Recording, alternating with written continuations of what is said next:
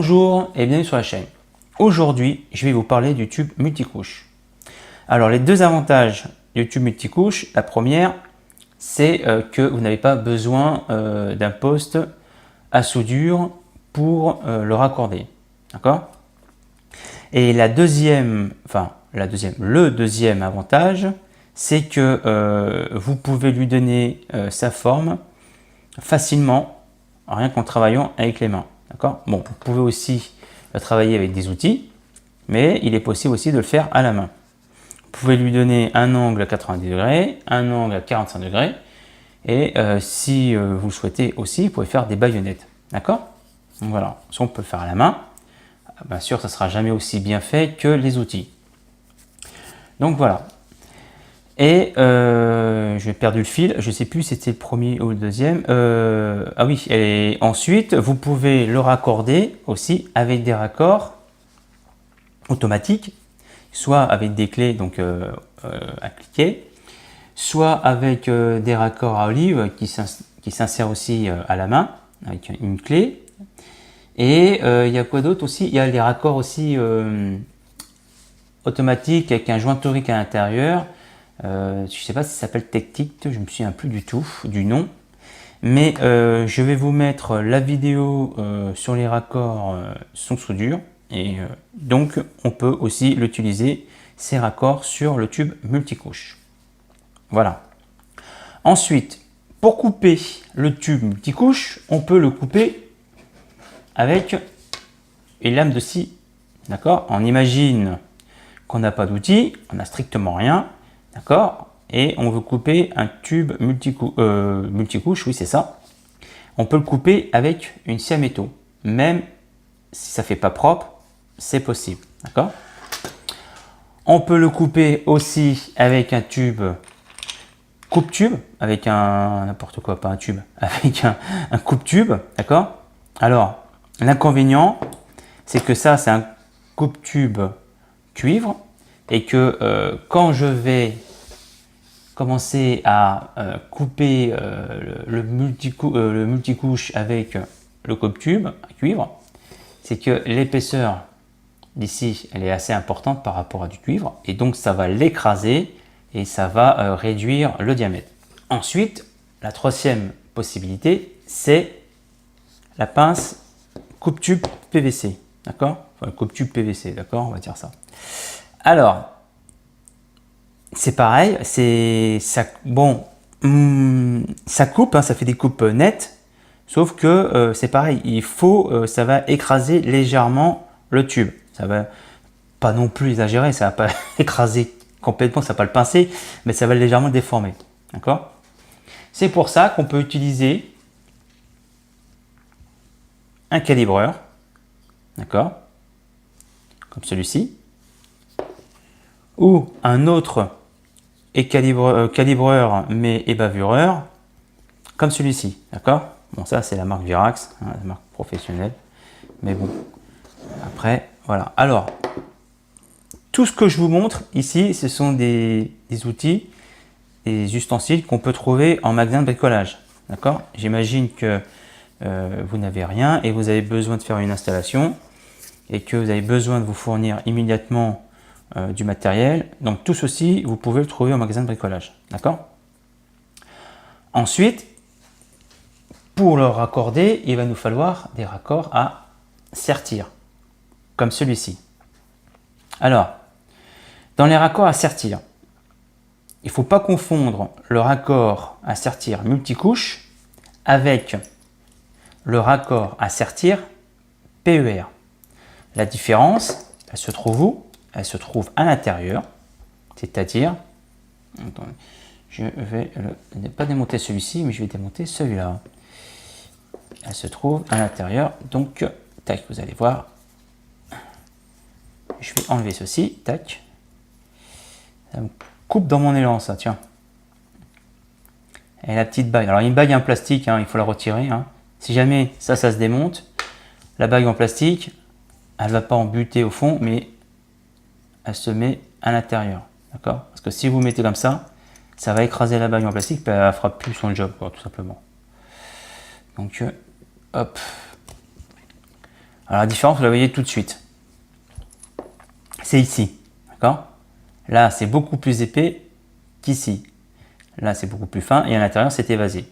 Ensuite, la deuxième différence, c'est que là, c'est comme un raccord gaz. C'est tout en laiton, il n'y a pas de joint dessus. Par contre, sur celui-ci, il y a 2 joints toriques. D'accord? Voilà la différence. Si vous vous trompez et vous mettez ceci, ça ne passera pas. D'accord? C'est beaucoup trop gros. Même si on met le calibreur. Je mets le calibreur. Voilà.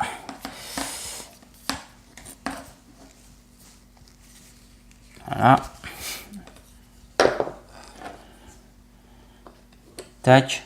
Là, ça ne passera pas. Donc voilà. Donc je vais vous remontrer. Je vais faire le tour. Je vais vous montrer tout de suite. Vous allez voir. J'espère que vous allez pouvoir le voir correctement. Donc ça, c'est du PER.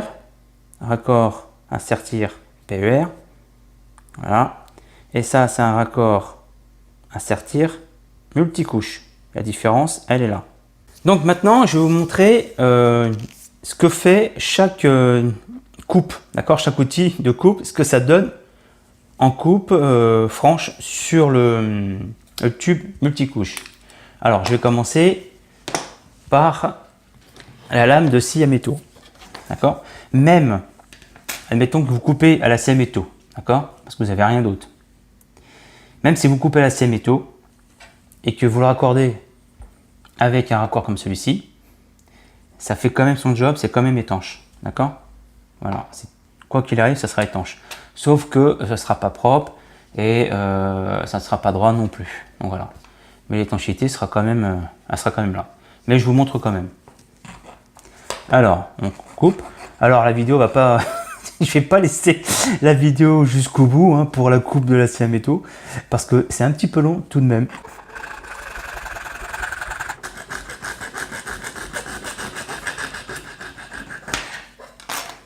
Donc voilà ce que ça donne. Hein. C'est dégueulasse tout simplement, mais c'est tout à fait normal. C'est du plastique, c'est la lame de scie, elle donne cet aspect-là. Et en plus, en même temps, c'est complètement travers. Ça donne ça. Ça, c'est une coupe à la scie à métaux. Alors, avec le coupe-tube, ce qui va se passer, c'est que, étant donné que c'est un coupe-tube cuivre, hein, ici, ça va être complètement écrasé. D'accord? Je vais vous montrer ça une fois que j'aurai terminé. Donc, voilà. Hein. Ceci dit, c'est pareil. On peut, une fois bavuré, nettoyé, on peut l'utiliser. Mais voilà ce que ça donne. Je vous montre quand même.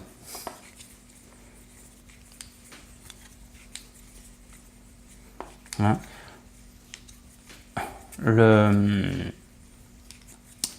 Le tube va écraser le plastique et forcément, eh ben, ça va pas faire quelque chose de propre. D'accord? Et en tout cas, une fois recalibré et bavuré, le sertissage fera son travail et ça sera tout de même étanche quoi qu'il arrive. Mais là, je vous montre juste ce que fait les outils sur ce type de matériaux. D'accord? Voilà, c'est juste pour vous montrer ce que ça donne. C'est un peu galère.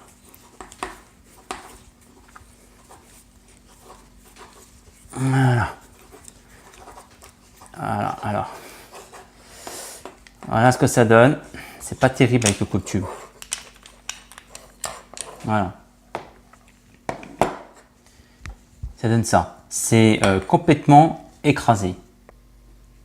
Ça donne ça. Donc là, j'ai pas pu aller jusqu'au bout. Mais en même temps, c'est tout à fait normal parce que le tube multicouche est beaucoup plus épais que le tube en cuivre. Hein.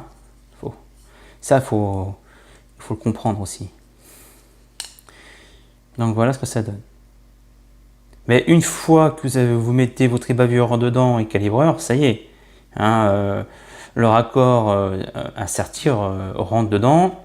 Une fois qu'il est bien mis correctement, ça fonctionne. Hein. Ça fonctionne correctement et c'est étanche. Mais voilà ce que ça fait, c'est pas propre. Maintenant, je vais vous faire une démonstration avec le coupe-tube PVC. Voilà, coupe-tube PVC. Voilà.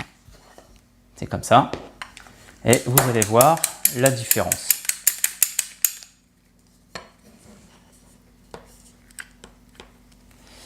Voilà.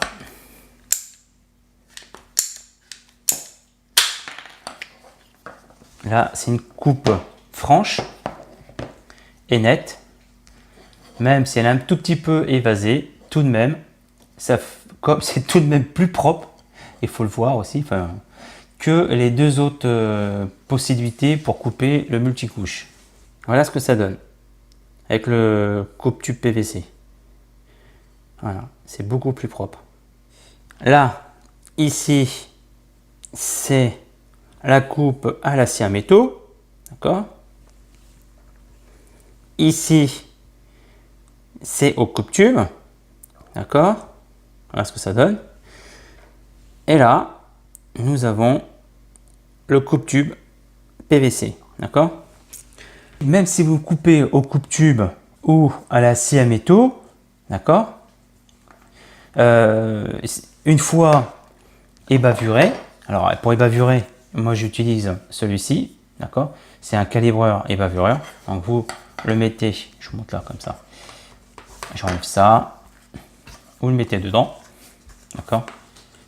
Vous avez ça comme outil, d'accord. Ça ébavure et calibre en même temps, d'accord. Une fois que vous avez ébavuré et calibré votre tube multicouche, il n'y a aucun souci, d'accord. Ça rentre dedans. Que vous ayez coupé à la scie à métaux, je répète, hein, au coupe-tube cuivre, une fois que vous avez calibré et ébavuré, d'accord, calibrer avec ça aussi, hein, vous pouvez calibrer tout simplement avec ça, et bien à partir du moment que le raccord rentre dedans et qu'il est bien inséré jusqu'à sa butée, l'étanchéité est faite, tout simplement, d'accord. Et ça donne ceci, d'accord.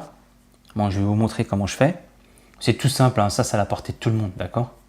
Donc là, voilà, ça donne ça, c'est comme ça. Pour ébavurer, ben, vous avez cet outil-là, d'accord. Si vous voulez ébavurer, si vous n'avez pas ça et que vous avez un coupe-tube, eh ben, vous pouvez ébavurer directement avec l'ébavureur du coupe-tube, d'accord. Et sinon, je vous montre ce que j'ai d'autre. Bon, moi, je vous montre ce que j'ai moi. Pour ébavurer, vous avez aussi ceci, d'accord. Bon, ça c'est, voilà, hein, tac. Et l'autre, juste pour vous montrer, pour ceux qui ne savent pas, on fait comme ça, voilà, comme pour le cuir, sauf que c'est du plastique, tout simplement, d'accord. Ensuite, une fois que vous avez ébavuré et que vous avez vos raccords, ben, il vous faut malheureusement un outil en plus. Eh oui. Et cet outil, c'est la pince à sertir. Oui. Donc je vais vous montrer. La pince à sertir, c'est pareil, c'est un outil que vous pouvez bien évidemment vous procurer en magasin de bricolage, quel qu'il soit. Et je vous montre ça tout de suite. Voilà. Alors, la pince à sertir, vous pouvez la trouver dans n'importe quel magasin de bricolage. Je répète. Et dans cette mallette, vous avez, mallette, c'est de base, c'est vraiment ce qui est le plus simple, la pince avec ses galets. Alors, dans le multicouche, il y a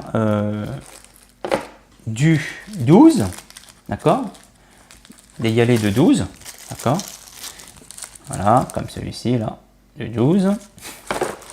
On a des galets de 20. Alors attendez, je vais le sortir, ça vous allez voir. Tac. Des galets de 20, comme celui-ci. Voilà. Et on a aussi des galets de 26, carrément. 26, c'est énorme. Et après, on peut trouver beaucoup plus gros, bien sûr, mais après, c'est un autre domaine. Mais par contre, ce que j'ai remarqué, alors je vais vous montrer le 26, il est là-dedans. Ah oui, le 26, bien évidemment, et puis le 16, qui est ici dessus, d'accord? Directement.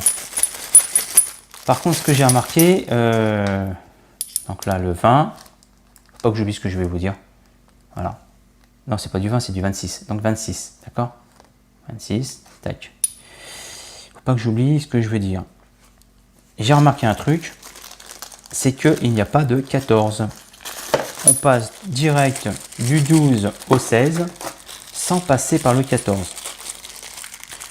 Voilà, pas de diamètre 14. Pourquoi? Ben ça, je n'en sais rien. Je sais pas du tout. Je sais pas pourquoi il n'y a pas de 14. Ah, je me renseigne, tiens. Voilà. Alors, le plus important, c'est... je vous montre le sertissage. D'accord?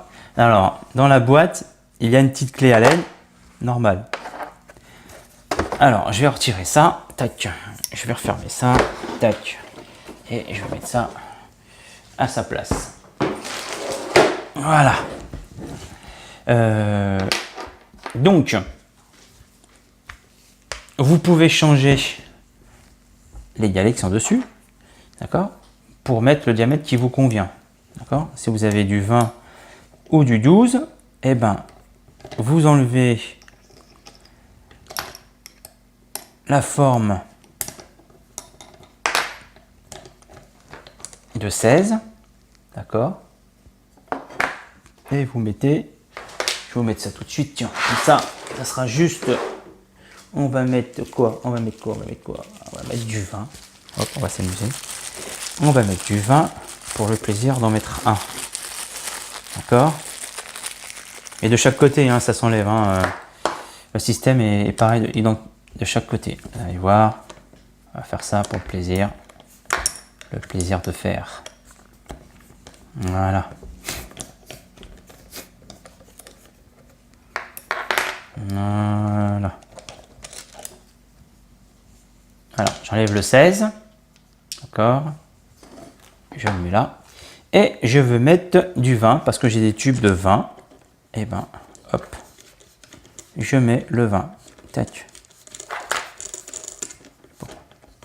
Et franchement, c'est simple comme bonjour. C'est à la portée de tout le monde. D'accord.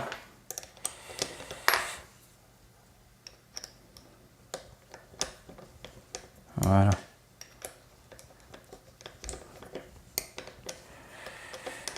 Bon, c'est un peu long, hein. On va passer à l'autre. C'est juste pour vous montrer que c'est possible. D'accord. Voilà. C'est un petit peu dur. Normal. Faut que ça résiste un peu quand même. Faut que ça tienne. Voilà. Bon, je ne le mets pas à fond parce que je vais le retirer tout à l'heure. Parce que j'ai pas de tube de 20, j'ai que des tubes de 16. D'accord? Donc voilà, hop, une fois que c'est fait, vous mettez votre raccord dedans avec le tube et on serre. Mais je vais vous faire la démonstration. Donc je vais enlever celui-ci.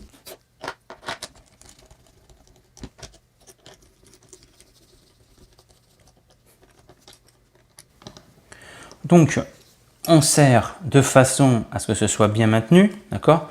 Mais on ne serre pas comme un malade parce que ça ne sert à rien. Puis deux, vous risquerez d'abîmer les pas de vis. Donc après, ça serait bien dommage.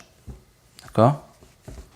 Mais on serre de façon que ce soit solide et que ça tienne bien.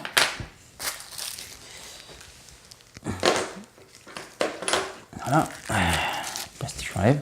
Ça, j'enlève. Donc voilà, ça se présente comme ça. Vous avez coupé votre tube, vous avez ébavuré, calibré, et maintenant vous prenez votre raccord à sertir. Donc le raccord à sertir, dessus, c'est que ce qui est bien, c'est que vous avez des témoins. C'est-à-dire que vous pouvez voir si vous êtes au fond, au maximum du raccord. D'accord? Parce que si vous n'allez pas jusqu'au fond du raccord, il y a quand même un risque de fuite. Donc, vous mettez votre tube comme ceci, d'accord? Et vous regardez si vous êtes bien au fond. Alors, je vais faire comme tout à l'heure, je vais me passer de l'autre côté de la caméra et je vais vous montrer ça de plus près. Alors, le témoin, lui, il se trouve ici. Je vais faire exprès de retirer un peu le multicouche. Et là, on voit que le multicouche, entre multicouche et le raccord, il y a un espace. D'accord? Donc, on va faire en sorte de le pousser au maximum. Voilà. Pour enfin voir le PVC, enfin le PVC, le tube multicouche, ici. Voilà. Et qu'il recouvre, il n'y a pas d'espace tout simplement, qu'il soit complètement recouvert. Donc là, on voit, grâce au témoin qui est ici, qu'il est à fond et que quand on va sortir, il n'y a pas de risque de fuite. D'accord? Donc là, c'est une démonstration sur une table, forcément. En position, c'est complètement différent. Quand vous faites votre installation et que tout est fixé au mur, tout ça et tout, et vous êtes prêt à sortir, sachez qu'une fois que vous avez serti votre accord, que vous vous êtes trompé, c'est mort, on ne peut plus le récupérer, c'est fichu. Parce que même si vous voulez recommencer et que vous allez couper, vous n'allez pas pouvoir retirer dessus. Le multicouche, il n'est pas flexible. Une fois que vous avez raté, vous allez couper, il va vous manquer le morceau qui est ici, quoi, va juste là. D'accord? Vous n'allez pas pouvoir recommencer parce que, à moins que vous ayez un flexible, si c'est pour un lavabo ou un lave-main, vous avez un flexible qui va dessus, vous pourrez récupérer. D'accord? Et encore, vous êtes limité par la longueur du flexible, donc faire très attention. Donc, vous faites votre assemblage, d'accord? Et une fois que vous avez tout assemblé, tout serré et tout, vous sertissez. Vous ne faites pas ça sur la table, parce que s'il y a une erreur de cote, soit trop long ou trop court, d'accord, vous ne pouvez plus revenir en arrière. D'accord? Donc voilà. Donc vous avez fait votre installation, tout est mis à blanc, comme on peut dire, et vous êtes prêt à sertir. Alors, le sertissage, il faut mettre la pince de façon à ce qu'elle colle la partie qui est en laiton ici. D'accord? Il ne faut pas qu'elle appuie là-dessus. D'accord? Bon, il y a des formes en TH qui prennent la partie qui est ici, mais là, celle-là, cette forme-là, elle est simple, elle ne prend pas cette partie-là. D'accord? Donc, il faut le mettre contre. Alors, je vous montre. J'espère que vous allez pouvoir le voir. Donc, vous mettez votre tube, comme ceci. Alors, là, comme si je ne suis pas en position, tac. Et voilà. Tac. Je vais passer de l'autre côté de la caméra encore pour vous montrer. Et j'espère que vous allez comprendre ce que je veux dire. Je la mets comme ça. Et je reviens de l'autre côté. Voilà ce que je veux vous montrer. La pince, la forme, est juste à côté de la partie en laiton qui est ici. D'accord? Pas dessus. D'accord? Parce que ça, c'est une forme simple. D'accord? Donc là, elle est juste à côté. Et là, ce qui reste à faire, c'est juste à serrer de façon à ce que le sertissage soit opérationnel. Donc, je vais vous montrer ça tout de suite. Alors, est-ce que je peux vous montrer ça de façon assez simple? Alors, il faut y aller fermement tout de même. Hein. D'accord? Alors, je vais vous montrer ça. Alors, hop.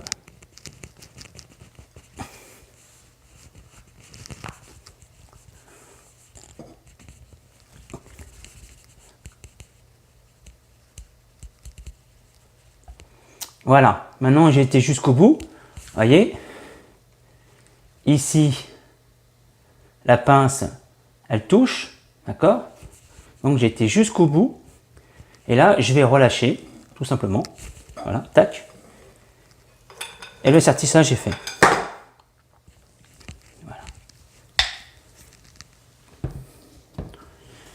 Et là, voilà ce que ça donne.